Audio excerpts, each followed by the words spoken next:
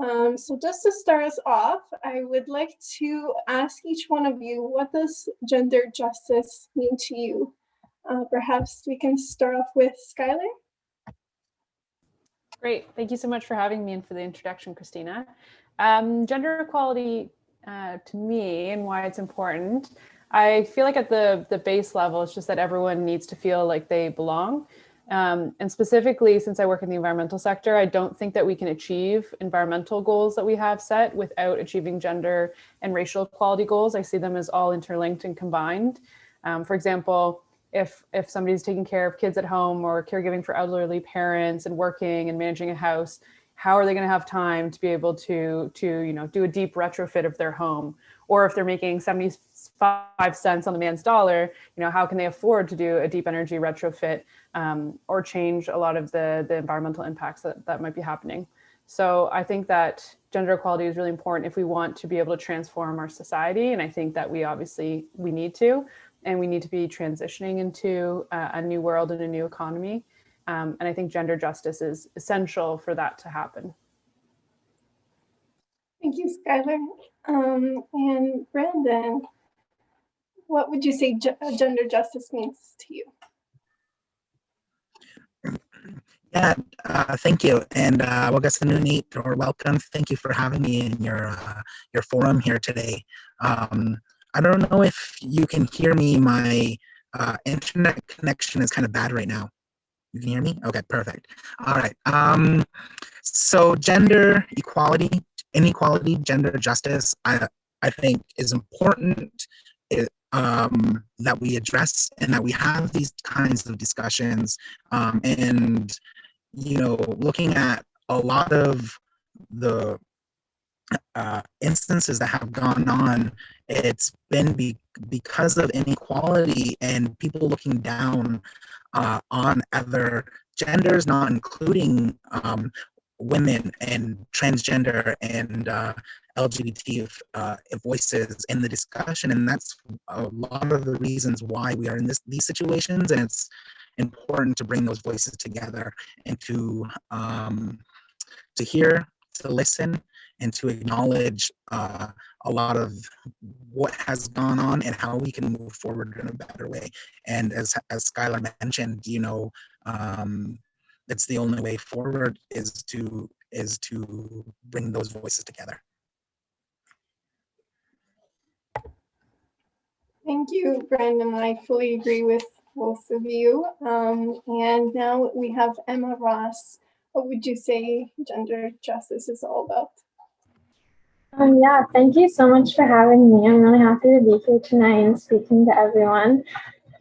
So I would say that gender equality is making sure everyone, no matter their gender, has equal opportunities and resources and support. And I think gender justice is really important because today we face so many different issues, and I think everyone has a different voice and a unique perspective to share, and that there's no reason that anyone should feel like they don't have a space or a place to speak up for these things that they believe in and that they're passionate about. And I think when we all work together and get these perspectives from everyone, we can really make a big change. That's great. Thank you, Emma. And as we see, gender justice is very much interconnected with climate action. And so I would like to ask each one of you this first question to start us off. When did you first understand the link to gender inequality and the crisis of our environment? Maybe we can go in the same order, or it doesn't have to be. If someone would like to, I don't want to put you on the spot if you're not ready with the answer, but if you feel ready to answer the question, please let me know. I don't mind going first again, unless Brandon or Emma wants to go. But yeah, I would say this question made me pause for a minute because I was trying to go through my memory and I was like, when did I first understand this link? And I don't know if I arrived at a primordial moment for that one, but it's very apparent that the environmental crisis is disproportionately affecting those who have least contributed to the crisis. So I go further to say like racial inequality, global inequality, gender inequality, shows up a lot in environmental racism and injustices. So for example, in developing nations who have least contributed to the crisis because they're not, using cars, and they might not have the same manufacturing facilities, and they might not be exploiting, the fossil fuels that are underground. Those people have least contributed to the environmental crisis, and yet those are the same countries, typically racialized, typically the majority of the the world's poor are women identifying. They're going to face the biggest impact. So rising sea levels that are going to impact coastal towns, and massive floods and monsoons in these equatorial countries and communities. And that will disproportionately affect the world's poor, who, again, like I said, are majority identifying as female. So it's easy kind of to see that link there, that it's unequal and there's a grave injustice, and that the folks that are contributing the most will not see as heavy impacts. But there's also a lot of research that shows if you have female identifying people in leadership roles, whether it's at government or institutional levels, more land is set aside in conservation, bolder action is being taken on climate issues with female leaders, resources are usually more allocated more fairly in the communities. So it's integral that we do have a broader range of voices that are leading our countries and our communities in order for us to actually address environmental issues.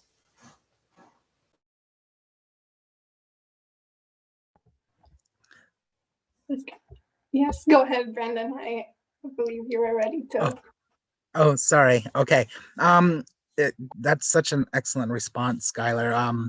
And it reminds me of this question. I was thinking back about it, and the first instance where I got engaged with climate change and what that really meant was this time I was sitting at my auntie's house, and we were watching TV, and The Inconvenient Truth came on with Al Gore.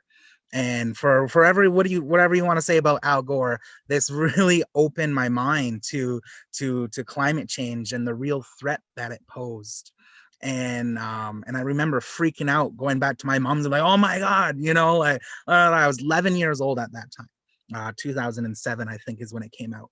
I'm not too sure, but so that really had a huge impact on me.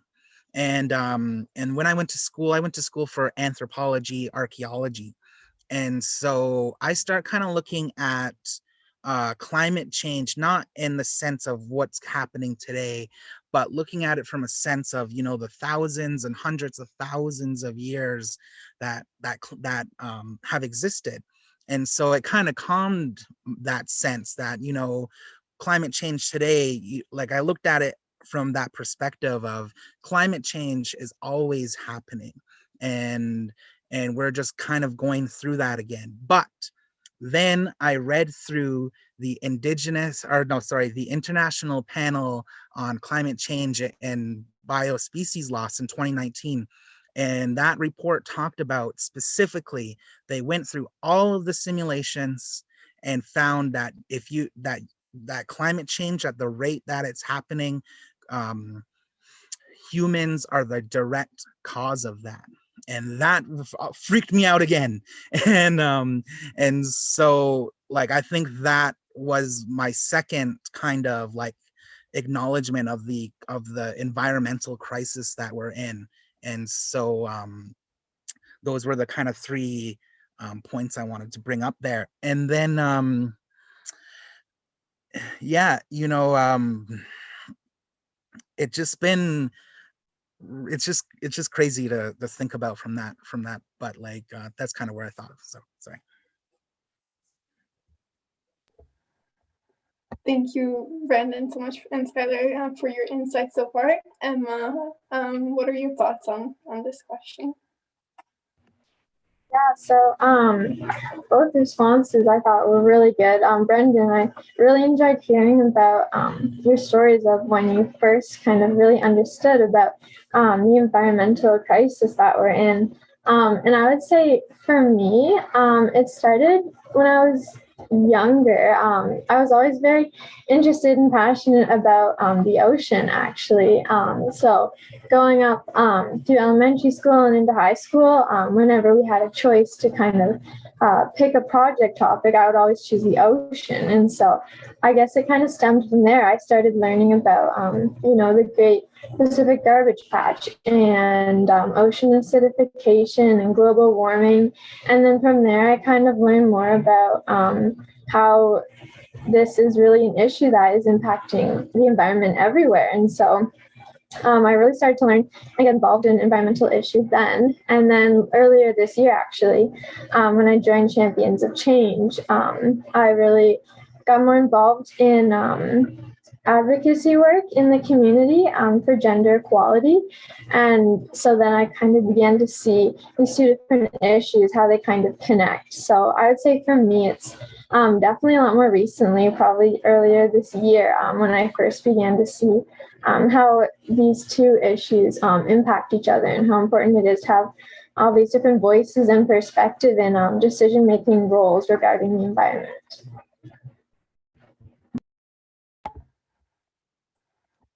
That's great. Thank you, Emma. On this note, if you don't mind, I'm going to take some time to answer the question myself.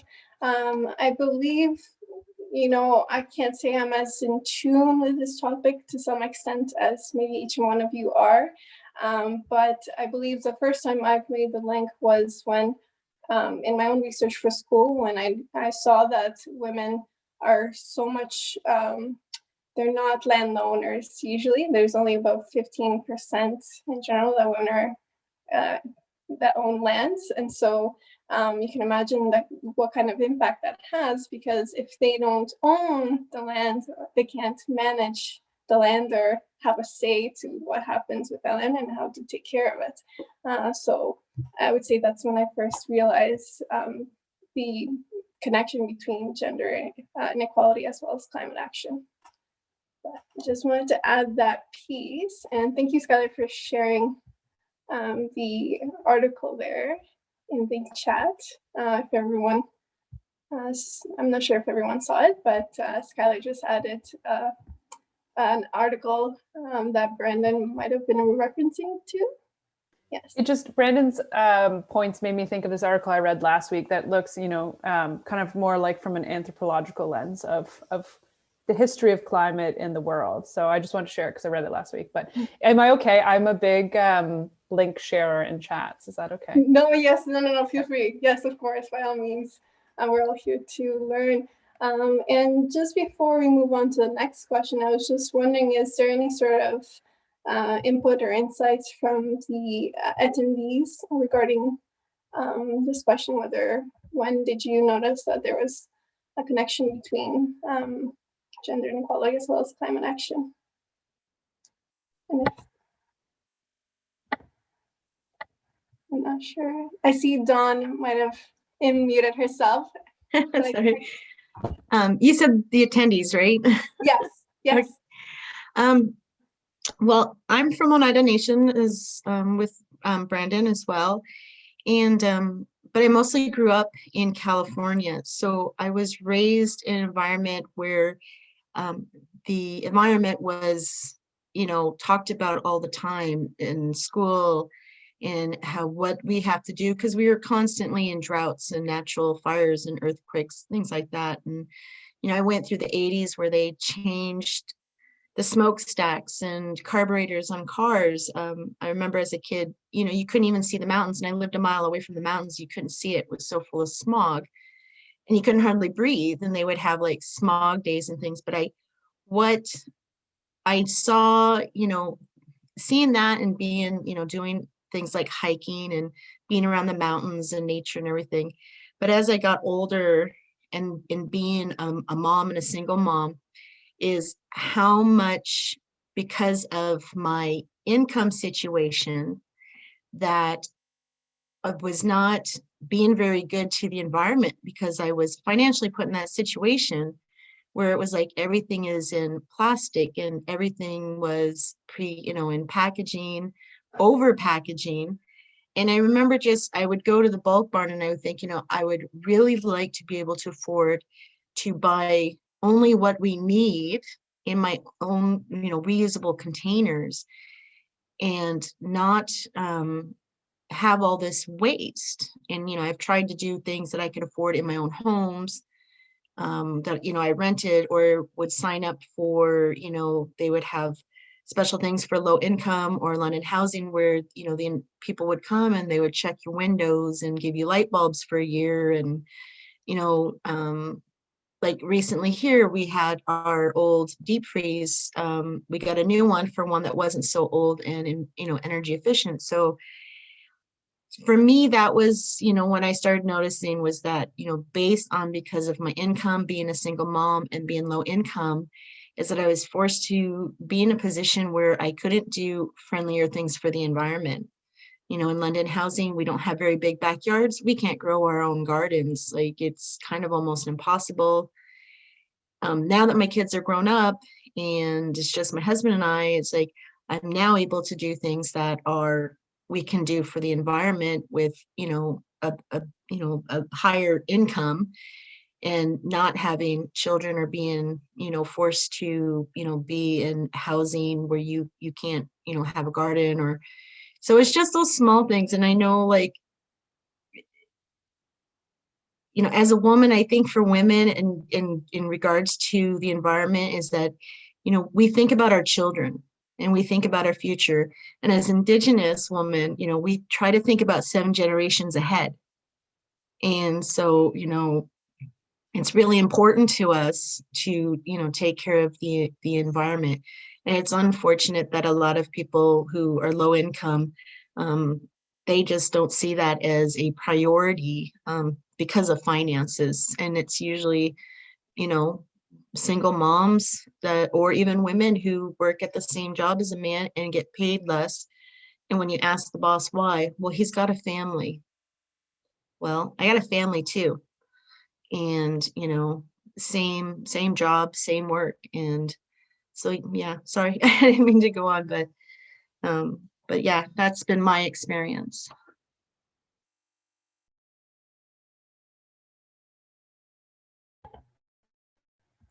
I'm just Great. chatting back to Don in the Thank you chat. so much, Don, for.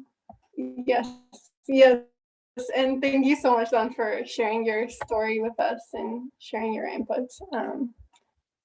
I just wanted to ask, just before we move ahead with the next question, was there any other sort of answers from the participants or any sort of insights or input you'd like to add to some of these points?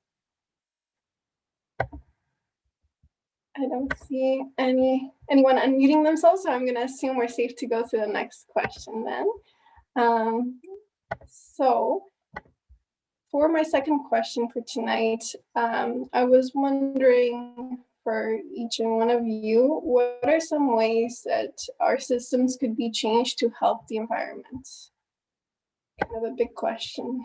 And if you like, we can go in the same order. So Skylar, if you'd like to go first. Sure, no problem. This is a big one. So I started to write a couple ideas and then I was like, no, this will take all night. So I'll probably go over my top 10 favorites, but I'll try to go quick so that I'm not taking up too much time. But I think the thing that most people probably recognize or are aware of based on the news is that Canada is lagging drastically behind the rest of the world in achieving our targets. And maybe that's a surprise because I think some people like to think that Canada is doing really well in the international stage, but we have no clear path towards hitting our net zero by 2050 target and no clear budget. So the first thing I would say is if we have a net zero by 2050 target, what is our 2025 target? What is our 2030 target? What is our 2035 target? And what is the roadmap to hitting each of those targets? And what is the budget? And I think once we lay that out, I'd have a little bit more faith that we'd actually hit the targets that have been laid out in the Paris Agreement and by Canada itself. And I think obviously most of those would go towards rapidly decarbonizing all aspects of our systems. And there's kind of like this two-pronged approach where we want to reduce how much carbon we're using. And we also want to increase the sequestration of carbon. So that's like planting native species and trees in order to be able to capture the carbon that's already existing in our atmosphere. And I think in order to do the reduction side, we need to stop driving single occupant vehicles, and we need to be investing in transit and cycling to make that the easier, convenient, affordable choice for everyone to use. We need to stop using natural gas in our homes, which the bulk, at least in Ontario, of homes are heated by natural gas, which is a fossil fuel. And we have to be either switching to electric or renewable energy for those. We have to stop subsidizing fossil fuel production, full stop. Stop subsidizing vehicle production, stop subsidizing large agriculture, anything that takes us away from the goals that we're actually trying to achieve. And we need to take that money and invest it in all of the things that would positively contribute to climate change. So changing how we design cities, like I mentioned, with more infrastructure for cycling and walking, reprioritizing where we spend our municipal dollars. So prioritizing clearing sidewalks first before we do the roads. So that gets people out walking, as well as people, who are either elderly or women who are taking their kids out for a stroll in a stroller. They would have more access to the sidewalks. And I think, finally at the root, at the core, it's changing our economic system. So right now the goal is perpetual growth. We need to have quarterly increases for our shareholders. And we don't need that anymore on our planet. We can recognize that that's actually not good for us, and it's not good for the environment. And instead, we need to incentivize positive social outcomes like education, healthcare, the environment, the things that people actually need to live. So I'd love to see something like universal basic income or universal healthcare. So I know we say we have it, but it doesn't include teeth or eyes or mental health care. So I would love to see all of those things change. Ideally in 10 to 15 years, if I could put in a quick little time frame, but that would be pretty hard. But I do think transitioning these systems is necessary, and it is what we need to be doing. And I think that all of our organizations and governments have to be working towards those goals if we're actually going to achieve the targets that we have set for ourselves. So it was still long. I'm sorry, Christina. Oh, no, not at all. Thank you so much for sharing. I really appreciate your answer. And Brandon, what are your thoughts on this question? Yeah, right on, Skylar. I 100% agree with all of those. And so I thought of one, and my one is Indigenous-led conservation. I think that Indigenous-led conservation is probably one of the harder ones to unravel, but is so important. And the basis for it is that a lot of the parks, federal parks, provincial parks in Canada were created without Indigenous people's involvement, displacing our people, putting them in locations that when we talk about environmental racism, when we talk about displacement, it's all there. And so Indigenous people need to be, Indigenous women, Indigenous two-spirited people, and everybody, but they need to be at the forefront of Indigenous-led conservation and creating new areas and protecting those lands. I think that in Haudenosaunee perspective, our clan mothers are the matriarchal leaders of our community, and their duties is to the water, and their duties are to the land. They hold the title, just kind of how Don was talking about. I don't know. I'm sorry, Christina, you were talking about how women only control 15% of all title in all land. I think like in our system, the clan mothers were the ones, like, we didn't have land title, but they were responsible for the management of those lands. So giving it back to the clan mothers, giving it back to women and to two-spirited people who can manage that.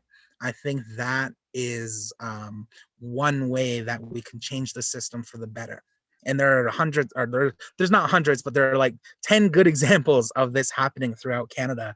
And so if we can promote that and push that out more, I think that's that would do really well.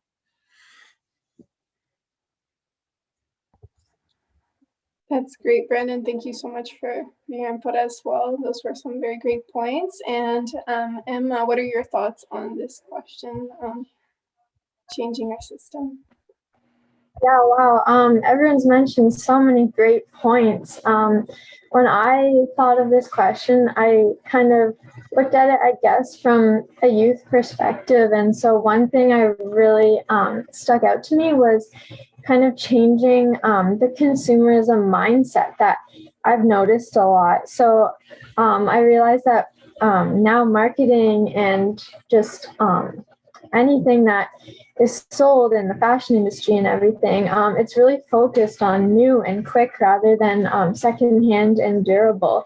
And there's so many advertisements everywhere showing things that are kind of new, I guess, and trendy, and urging people to buy these things when they have clothes and objects and everything that are just perfectly fine as well. And so we're just creating so much more waste this way. And then I think that can also be shown in kind of the food industry. So I actually work at a grocery store. And so one of the things that I do a lot is I have to make all the salads and fruits and everything. And all of these stuff just goes in these plastic containers that people bring home and then they get thrown out right away.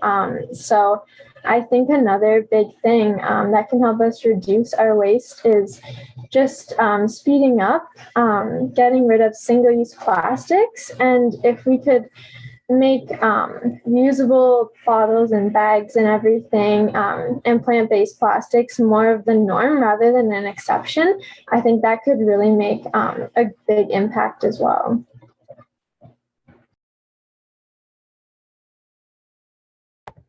Thank you so much, Emma.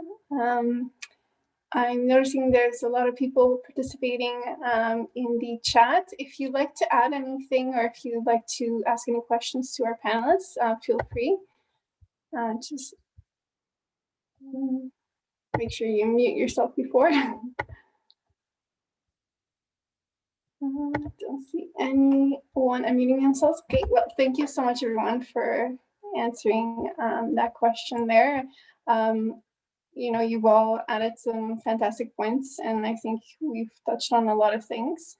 For myself, I believe one way to, starting at the root of how to change our system, I believe is just starts off, not just, but it's important to start off with making sure that all voices are included in those decisions. I believe that's very important at the policy-making process, that is not just one voice who is making a say. And because as we know, that really highly impacts our next few years are going to be from many perspectives.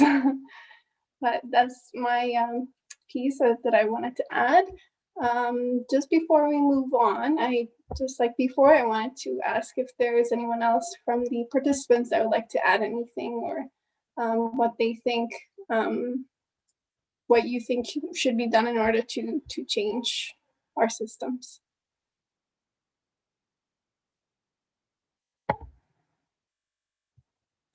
I'm just gonna look around my Zoom screen here to make sure that I'm not missing anyone unmuting themselves that would like to add anything.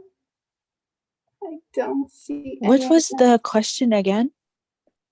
Oh, sorry, who is this speaking? Oh, it's Chesney. Oh, hi, Chesney. Yes, I was actually wondering if there was anyone from the participants that would like to answer this question in terms of what are some things our systems could be changed to help the environment. I actually was wondering from the panelists, Brandon had talked about the parks, but on the other hand, looking at what we can do in urban areas to increase, say, insects, or I know like there are pollinator pathways, but like what are some other ideas that we can increase green space and kind of promote wilderness and like conservation areas, not like conservation areas, but just to promote, I don't know. Does that make sense?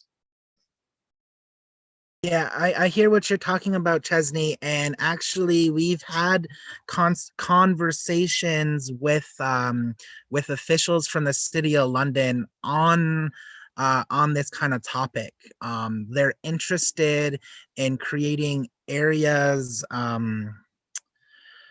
like municipal. It's like a municipal conservation area, you know, where it's like I don't know what the exact term is, but they want to increase them within the City of London boundaries. And it's really interesting project. And so they came to us a few months ago, the CMO area. Yes, that's it. ESAs, environmentally sensitive areas, and increasing those within the City of London boundaries. And so one thing that I've been proposing is, you know, the distance between Oneida and London, and Middlesex is in between it. And so we feel, and when you look in for the next 7 generations, we can feel the pressures of the City of London encroaching and getting closer and closer. And so people often say, well, you know, in 20 years, there's going to be a McDonald's just down the road. And that's going to infringe on our hunting and territorial rights, our rights to fishing, and all those kinds of things. And so we brought that up with the City of London, with Mayor Ed Holder, and talked about how we need almost like a buffer zone in between the City of London and yes, green belt designations. You know, it's like a buffer zone in between London and the First Nations communities, that it ensures that this space is going to be protected and for the next 7 generations and beyond. He wasn't too into it, but I think that's something that we can continue to have those conversations in the future about, and really rally City of London politicians behind, and officials. And that would also include Middlesex County as well, because that's predominantly their area. So yeah. Thanks. I just find it interesting because as I see like more houses and dwellings and subdivisions go up, and there's more need for people to move here, it just kind of you know, there's no green space, and there's no place for that environment to thrive, especially in other pockets of the city where they're fighting to thrive and survive. So I just found that really interesting. So yeah, if any of the other panelists have anything else to say, I'd be interested in hearing from them as well. But thank you for your answer, Brendan. I really appreciate it. The only thing I would add to that, and it's just kind of building on Brandon's point, is the work we do at the Urban League right now is trying to look at land use zoning and development. And I have recently found out that the city is going to be looking at potentially expanding the urban growth boundary again in the next couple of years. And that's one of the biggest negative things that we could be doing for the climate, for biodiversity, for emissions. To Shelley's point in the chat, the more that we expand and make it difficult for people to get around the city, makes them more reliant on using their cars and personal vehicles. And it takes away a lot of the opportunity to have green spaces, because right now, Southwestern Ontario used to be all woodlot and like savanna and wetland. And since colonization, it's been entirely taken away to be agriculture or urban. And then there's tiny little pockets still of wetlands and environmental areas, but we need those like way back. Like it went from like 100% to like 5%, and we need to be heading back in the other direction. So I would say anytime you can talk to your city councilor about not expanding the urban growth boundary and building inwards and upwards is like a win for the environment, species, like tons of different issues are related to that urban sprawl issue. So trying to stop that is really important. Thank you so much, Skylar. Just gonna wonder if I can say one thing. I live in the northeast end of London in Huron Heights. And so if anybody knows where Kalaley and Highbury is, it used to be just beautiful forest. And we had deers and everything going through there by that part of the Thames going to Fanshawe and everything. And it's all been torn down. Like I go right up the street to Kalaley. It's all been torn down, the trees, everything. And they built like this little strip mall right off of Kalaley and Highbury that nobody's renting from. Like it's been there for 3 years. Businesses who've rented there have closed up and left because there was, you know, even though they are expanding up northeast London here, up to Fanshawe Park Road and beyond, is that we're so close to Northland Mall. Why is there another little strip mall? There was no need for it. They didn't need to tear all that forest down.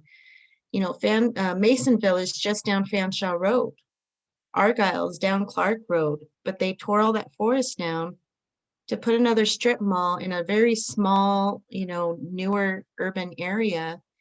And we've seen what it's done to the wildlife here. We had more raccoons, more skunks in our neighborhoods, coyotes, and you can hear them, whining, and we've seen them, and they're emaciated and everything because the deer have left. The bunnies and stuff, the rabbits have all left, and they have no food. And then people complain about the coyotes coming into town and, knocking people's trash over, whatever it may be. And then, up there too is that there's a forest there, and we have a certain bird, I can't remember the name of it, but it only migrates through, once a year, and people would go to see that. And then this year, I don't even know if it was there. People said they went to go and see. It was in Cedar Hollow. But everybody that I've talked to said they didn't see the bird this year, these few birds that come through. So it's just, I know that London, I remember we had one mayor at one time who said he wasn't going to be happy until he saw every farm disappear from the city of London. This is like back, I think, in late 80s, early 90s. I can't remember the name of them now, but I mean, this is the forest city. And meanwhile, we have metal trees put up in downtown artwork when they could have put up a real tree instead of these, painted artwork sculptures of tree when we're in the forest city. There has to, be a way of being a friendlier urban area to the environment, because what's going on now, it's even the city, it's gotten too hot, too much blacktop and concrete, and it's just, I would like to see that they have a more friendlier way of building, if they're going to keep building in London, is a way of doing it without keep encroaching on nature. I don't know how they're going to do it, but and I don't know why they keep building so much. Who are all these people that are coming to London?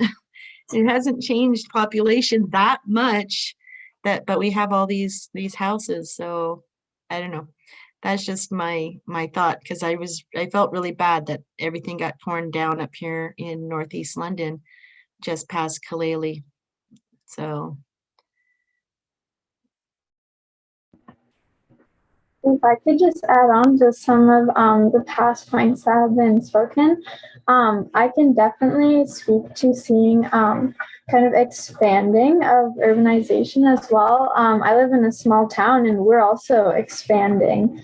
And I saw a point in the chat earlier that said, talked about the importance of kind of making things closer together. And I definitely think that's important, because living in a small town, we're expanding, so we're having more people living out here, but we don't have any big grocery stores really. So most people, if they need something, they drive all the way into London. And so then that just really increases all the carbon emissions, and they're putting down new roads to get to London. And I can definitely see what everyone's talking about, and definitely agree with the point about the importance of making things closer together. So yeah, I just wanted to add that.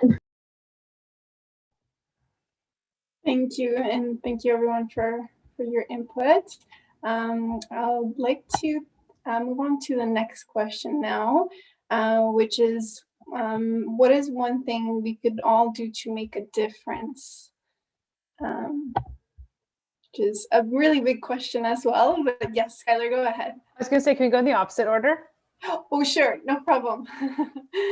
Emma, if you'd like to So yeah, like you said, Christina, this is a really big question when I read it. But I would say that I know it's, at least for me, definitely, it's easy to feel kind of that the change you're making is insignificant in kind of the wider scale of everything. But I definitely believe that if we work together, we can make a big change. So what I would say is one really important thing, or I guess one thing I have found really useful, is just educating yourself. I was in another conference a little while ago, and one of the speakers, she said, you can't change what you don't know. And it kind of just really spoke to me. And I was like, yes, like that is such a simple thing that we can all do. And it makes such a big difference, I feel. I mean, we have all these resources around us. We have the internet and so much social media and books and everything that we can use. So I think if we really just take advantage of all these resources and opportunities that we have all around us every day to learn, it will really help us understand how each of us can change just even a small part of our daily routine to impact the environment. And I think it will also help people kind of understand the reality of our environmental situation, and then just kind of help them, encourage them that way to help and really contribute in whatever way that they can. I 100% agree. Emma definitely educating is a huge part. And Brandon, what do you think? Okay, awesome. So I thought about this in two parts, like what can we do right now to change things for the environment and also for gender inequality. And so I'll answer the environment piece first. And I'm a big proponent of native plants. Everybody can plant native plants. And I had somebody mention to me, like when you're living in town and you live in an apartment, how hard it is to grow native plants. And it's very true. But I was thinking, I don't know if anyone here plays video games or plays Final Fantasy, but Final Fantasy VII, there's a character who is called Aerith, and she, you can call her a guerrilla planter because she goes out to these abandoned, desolate areas and plants beautiful gardens and rejuvenates them.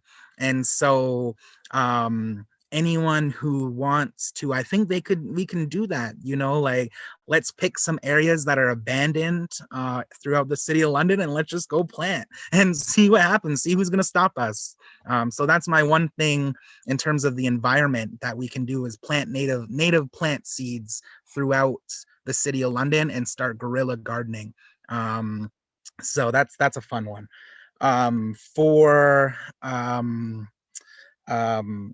gender inequality, and because that I think is such an important issue. And when I look at it from an Indigenous lens, and as someone who is two-spirited, I think about, the role that needs to take place in our communities.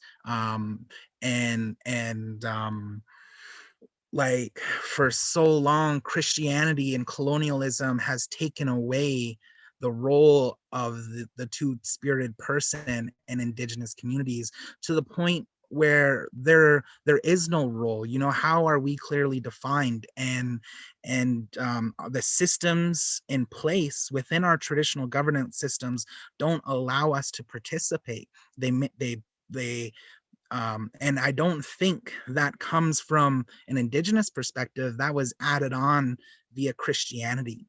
And so I think a lot of Indigenous communities need to reflect on the role that two-spirited people have in their communities, and have those discussions and engage with their political and traditional leaders. And by doing that, that will allow a greater amount of inclusion in our communities, and allow those voices to be heard. And that will only help the environment by hearing these voices, and whatnot. You know, like in our community, like it's not easy being two-spirited. When you're out like that, and when people didn't know, and when I didn't even know, you know, people, you know, would remark down on people, like and so it's really difficult to live in a community where there's still a huge traditional Christian bias, you know, even throughout anywhere. So I think that having those kinds of conversations within our communities, and hearing the support and developing ways to talk about two-spiritedness in our communities, because that might not even be, because that's more of an Anishinaabe kind of term. And one term I heard, because that we don't have two spirits, from one of our elders here, but we walk two paths, you know. And so like I can flow with that, you know, just tell me how to do it. And so like you know, it just figuring out what that is. So that would be my answer to both of those. Wow, so powerful, Brennan. Thank you so much for your input as well. Skylar, what are your thoughts? Yeah, I say, so I like to think about action on a diversity of tactics level. So I think any action that's towards like the right final goal that you're comfortable doing, or that you think will have a strong impact, is the right one to take. The one I generally encourage people to, but it's not necessarily the right one for everyone, is volunteer or elect officials. Typically, I encourage people to volunteer or elect female candidates or female identifying candidates, just because we do see a lack of representation in most levels of government of female identifying people. But I'd say volunteer, elect, or even run yourself for those people that prioritize the environment and social justice issues and outcomes, because I do think there's a lot of decisions and policy and legislation that gets made that impacts our lives. So asking other people who you think are amazing to run, and being really serious about it and saying, I will donate, I'll volunteer, I think is incredibly important. And then including, just adding one more thing, and it was because Brandon kind of sparked one of the ideas in me, but I would say advocating or donating to campaigns that support land back to Indigenous people, because we need that kind of land to be better managed, and it is theirs in the first place. So I think if possible, if you can either do like support a petition or donate to those campaigns, I think that those will make a really big difference in the long run.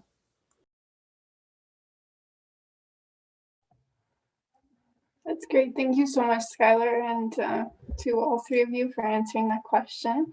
For myself, when I saw this question, I definitely wanted to just echo Emma's points. That was my first thought when I read that question, is awareness, awareness, awareness. But I would like to now pass it back to Linda. Perfect. Okay, well, thank you so much, Christina, and thanks to all of our speakers tonight. I think that we can open the floor now. I know you've done a great job, Christina, of gathering the questions and comments as we went, but now that our speakers have had their say, we shall turn to the audience to see if there's anybody who would like to ask any other questions of any of our speakers. So just go ahead and unmute yourself, I think is probably the simplest way. And I give you the floor. Oh, am I the first person? Sorry. Just say your name, possibly. My name is Shelley Carr, and I'm also the bicycle mayor of London, Ontario. So some of you know me, some of you don't. And my question is going to be about bikes, but it's also going to be about pedestrians. It's going to be about people on accessibility devices as well. One of the things that I note is that many people have to choose environmental modes of transportation, non-environmental modes of transportation, because our streets are not safe for people who are racialized. And something that we need to start talking about and addressing when we start to build infrastructure and support infrastructure in our city is that we start to make streets that are safe for everyone. And we start to make infrastructure that's safe for everyone. And I think that once we start to build those places, then I think that environmental goals will be reached. I don't think people want to drive cars. I think cars really stress people out. But if you're a Black person and you're going to get beaten up because you're on a bicycle, well, then you're going to pick a car, right? So just wanted to know if the members of the panel have any thoughts about that and any ideas as to how to make that better, because that's something that I struggle with all the time, is advocating for better infrastructure and hoping that the people that I don't see out on their bikes come out. And I want to make that a safe place for them.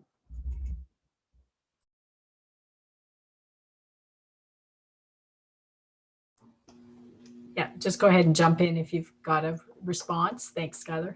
Sure. Yeah, I'm happy to. I agree. Yeah, Shelley, I totally agree. I think the process can generally be quite frustrating because I know you've spent years advocating for safer cycling and pedestrian access, and you know, it's very slow moving. There are some wins, but it's very, very slow and not nearly enough and not nearly quickly enough. So I would say the biggest barrier I find often is not that we don't have like smart advocates or excellent communications or, you know, good staff. A lot of the time it's political will. And it's like when it gets to the voting floor, where does it go? And, you know, sometimes it is council accepting the bare minimum as opposed to saying, no, we want great infrastructure because we want people to use it and we want people to feel safe using it and have more access to it. So I see that often enough as a failure in leadership and in execution. So I would say, again, back to my what people can do. And this is kind of what I suggest people do. I don't think it's the only solution. I think that there are many and broad diversity of tactics, but it's electing people you know are going to support racial justice and cycling infrastructure.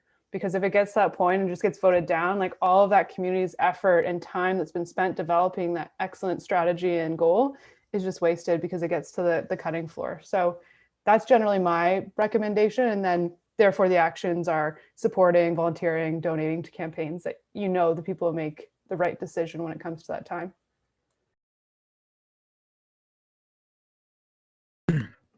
I just wanted to say that I am totally in support of like safer roads with bike access and stuff. Like in our community, we don't even have sidewalks. We have little lines on the side of the road, you know, that are supposed to help people realize, but there have been multiple accidents, close calls. I've almost been hit.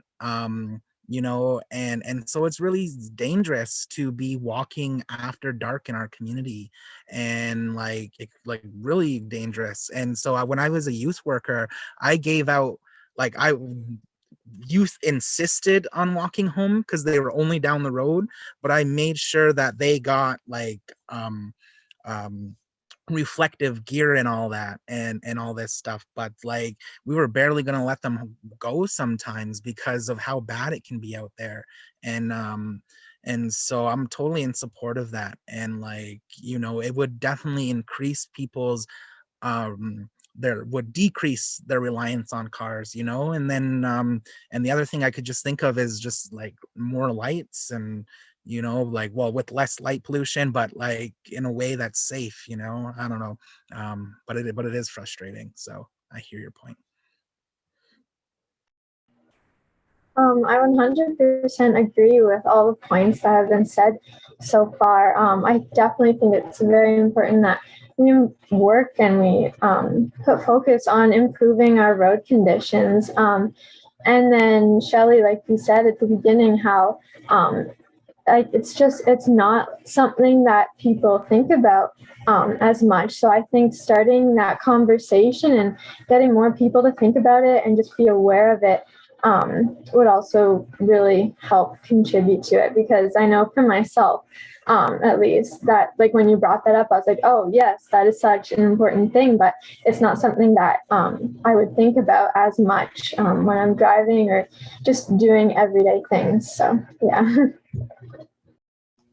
Yeah, I'd have to agree, Emma, that the awareness piece is probably key. So making sure that Londoners and people in the area are aware of the issues, aware of the options, and then as Skylar has said, you know, voting in the right people that are going to make sure that that's the direction that we take. I like the reduced speed limits that they put around the schools and things. I think that's a step in the right direction for safety. And I like the idea that they're going to do photo radar in those areas. I think I'm all for it. I think that's another step in the right direction. And perhaps reducing speed limits all around the city would make it a little less convenient to drive cars, and people might then start opting for alternate forms of transportation like biking, walking, transit. So that would be my input on that. Anybody else want to ask a question or go ahead and unmute yourself? And Danny? Yeah, I was just going to say, so I'm in Central Elgin.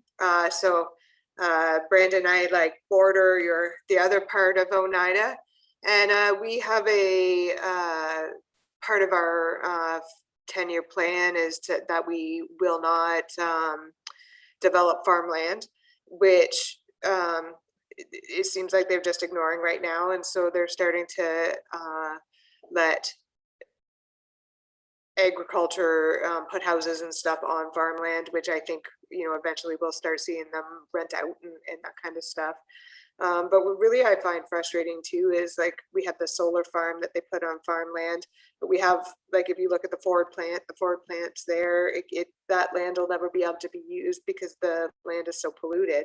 But if we had to put a solar factory on that, the solar farm will actually take the pollutants out of the ground. Like there's just such opportunity to use, you know, the land that's already there, we've already wrecked in ways. Just use that land for you know, we just could do the right thing with what's out there and stop making these bad decisions. And it's disgusting just to make a dollar, really.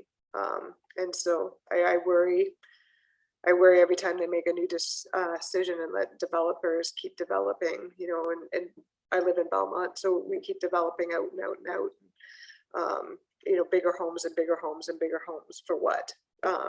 You know, why do you need $1 million house? Why does the house have to be, you know, 3,000 square feet? I don't understand. And so, you know, when I moved here, it was a whole bunch of little houses and a whole bunch of green space, and we don't have that anymore. And so I really worry about that too. And, you know, I feel for you, Brandon, because I feel like we're you know, we're creeping towards you from where I live too. And it's got to be frustrating. And so. Thanks, Danny. Yeah, and if I can just throw my 2 cents in there, the previous conversation that we had about how do you stop that sprawl? And I think that I always seem to come back to the municipality and the rules that they set up for that. And they're the ones who are granting the development land, and they can easily attach requirements that development land must be a certain percentage of green space. And even farmland, you know, they can attach requirements that farmland have a percentage of green space around the farmland or somewhere on the farmland, so that every plot of farmland has to have some some naturalized area. I had to applaud a farmer down in the St. Thomas area who his family had cleared the land some 50, 60 years ago and completely farmed it. And when his family all passed away and left the land to him, he returned it to Carolinian forest, and he was replanting Carolinian forest all over this farmland. And it then became such an interesting area that Western uses it for their educational purposes, and they send students out there, and the students learn how to reforest Carolinian forests. So I think that, Danny, you're right. We have to get creative with some of these areas that have been wasted, but I think it's up to the municipalities to put those restrictions on, my opinion. Anybody else have a comment they want to make? I do. A few years ago, actually, it was presented, Oneida presented to the City of London to build a biofuel factory. And so it would be running like 24 hours. So it'd have 3 shifts, lots of employment. And what they do, instead of all this trash just being dumped into the landfill that's between Oneida and I guess that would be Talbotville, or in that area, Shedden and over there. Instead of it just being filled with trash from Toronto and it stinks and it's getting probably into the well water of all the people who live out there, is that they would build this big biofuel machine. Actually, we had a person come from South America who actually was the one who designed this, where it would, sterilize all the trash that comes in, separate the metal, the glass, everything, and all the bio waste would be turned into biofuel blocks for factories who are going to start using green energy. And Oneida was willing to put in quite a lot of money into doing that, if Middlesex County and London would be a part of that. And at the time, Mayor of London had said no, but we would like Oneida to put in, and we'll bring in another poultry factory that would pollute the land on Oneida through the urine and the feces from the chicken. And it's just like, you had a perfect opportunity to invest into, biofuel waste that would pay for itself. I think it was in like a very short time, not have all the stinking trash from Toronto and actually make money from recycling all the metal that's torn out of there and then selling the biofuel. And that wasn't going to be fast enough compared to having another poultry farm, on this land that was going to cause more pollution. So I think it's right. It's true. There's only 4 women on City Council of London out of 14 wards. Only 4 women. And I think that needs to be, there needs to be a change. I'm not wanting to sound sexist against the men, but it just seems that when we have more men in the boys club, that they make decisions based on financial gain and not about, what's best for the family, the environment, and it's taken effect. The boys club here in London, this town has been like just deforested and, not making really, good decisions. And as far as gender equality with two-spirited or transgender, I mean, I'm 48 years old and I grew up mostly in California, and I've seen it all through high school and school. It was never a big deal. I don't even know why they keep making this an issue.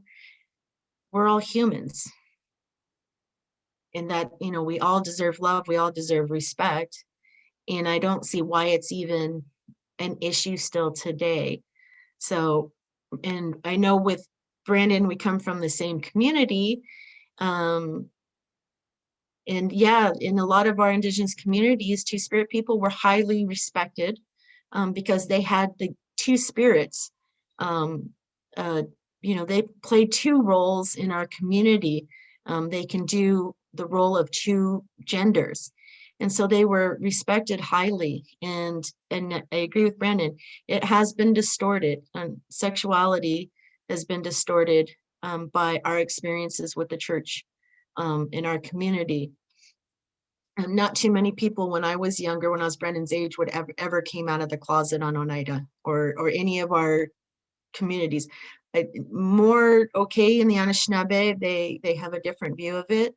But with the Haudenosaunee and the whole idea of being warriors, that wasn't something that, especially for men to come out and say that they're two-spirit or transgender. So, but yeah, those are things that at 48 years old, I just don't even see why it's still an issue. And we've had such like this lull in the environment, and like, in the 80s, late 80s, early 90s, there was just this huge go green.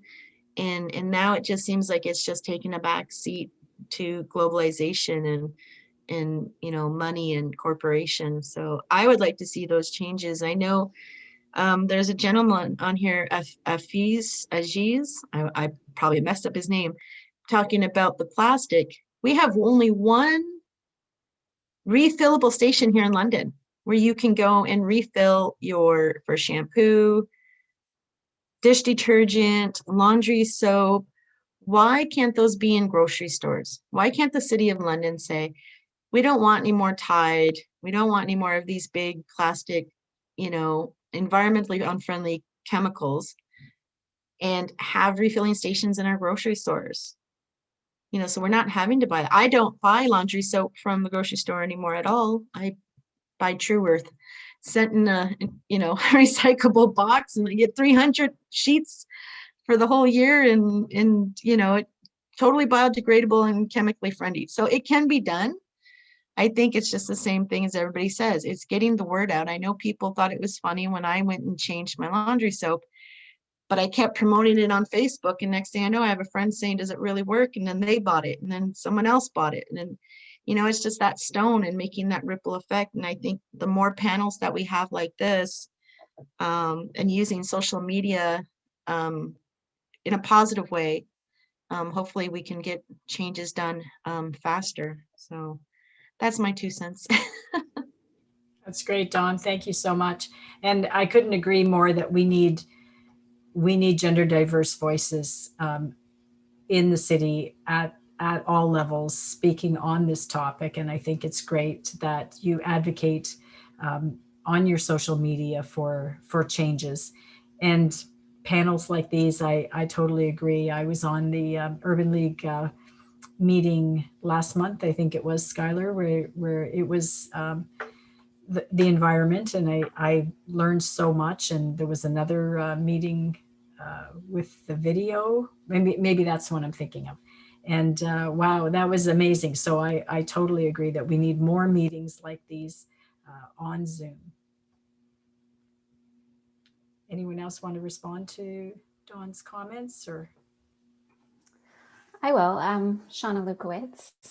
So I just want to pick up on the thread that Shelley was talking about. And when we're talking about urban sprawl, and if you know me, you know that this is my hill to die on with the city, is around the gender inequity piece that gets embedded into policies.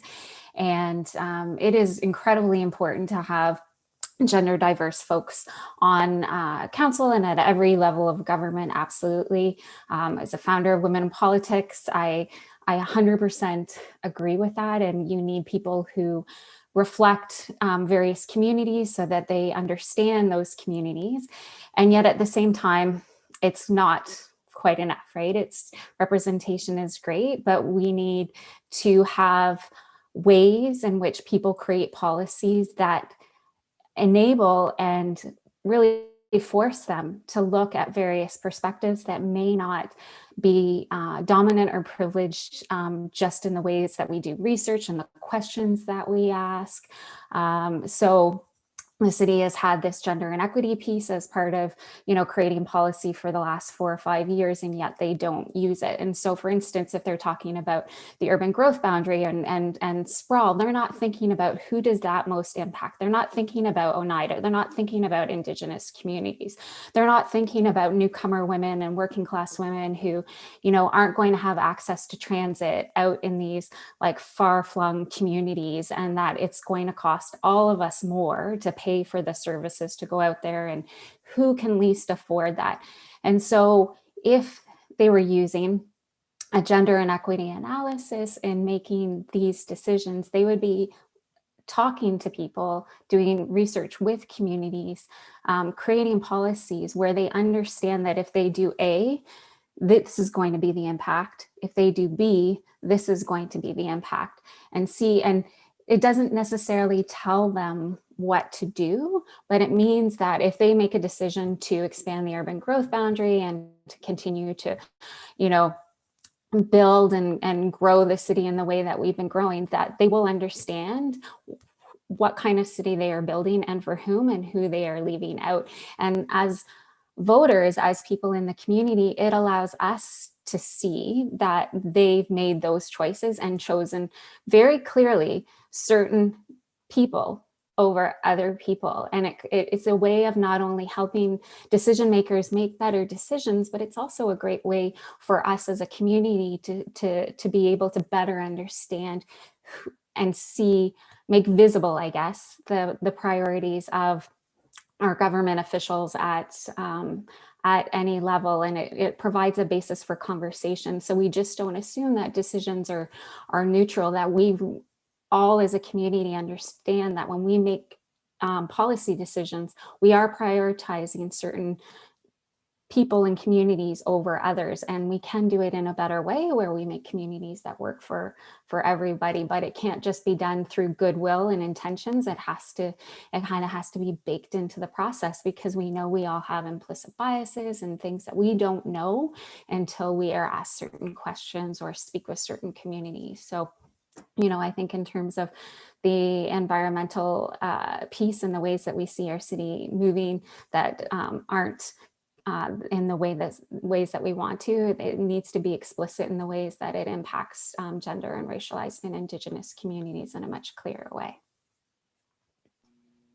Wow. Shauna, that's very deep, very great. Thank you so much for sharing. I think we probably have time for one more question, if anybody, or comment, if anybody wants to take the floor.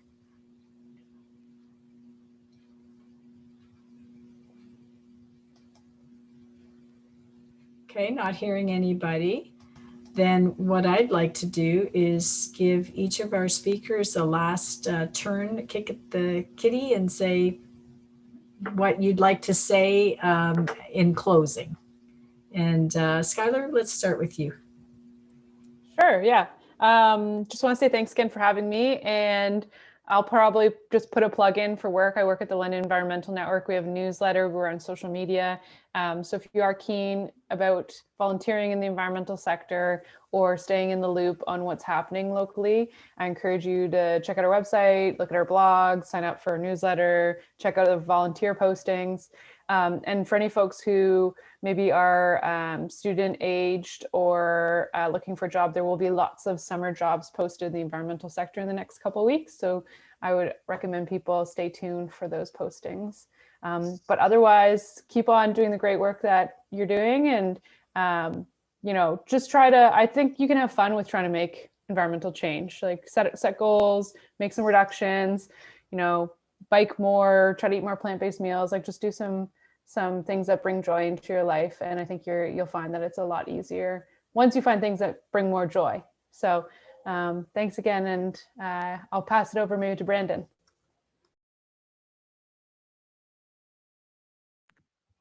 Right on. Thank you, Skylar. I 100% agree with that. I was on another meeting earlier today, and we were kind of getting flustered on this idea for a project. And one of our youth said, stop, don't make it complicated. Let's simplify this. And so that's why I like to say the easiest thing we can do is plant native plants. There's a million things we can do, but we're taking it day by day and enjoying the process. It can get really hard, it can get really daunting, thinking about all of the challenges that are out there, and like you mentioned, the targets that need to be met, and how there's no roadmap. It gets scary on that aspect, and so I think that I just wanted to say yawanko to the organizers. Thank you so much for having me as part of this conversation, and I really enjoyed talking with everyone here today, and looking forward to seeing a lot of the good work that everyone here has done already, and hearing about future work as well. And the one question I was just wondering about, we were talking about meadow lily. Is there any update on kind of what's going on with that right now? Is there anything in the like a link you want to send me so I can get some information? Just because I know that there's been some crazy things going on with that. So if someone just wants to send some information on that. Thank you. Skylar, I see you nodding. I don't know if you've got some information that you can share on that. I'm pretty sure I saw last night on Facebook that Meadow Lily, they approved the developers' plans and are moving forward as anticipated, and nothing significant changed. So I'll put a link in the chat because I just saw it on Facebook, and let me do some fact checking. Okay. All right. And Emma, your wrap up, please. I just want to say thank you so much for having me. I think this panel has been really great, and I've learned so much, and I've loved hearing all these different perspectives and insights from everyone. It's really been very inspiring. And I really liked what you were saying, Brandon. Sometimes when I'm thinking about all these different issues that society today is facing, it can be really overwhelming, especially as a youth, just thinking about growing up and going into the work field, and what I'm going to do and how I can have an impact, and everything like that. So I really liked what you said about just simplifying everything. And I think, at least for me, that really helps a lot and it's very encouraging.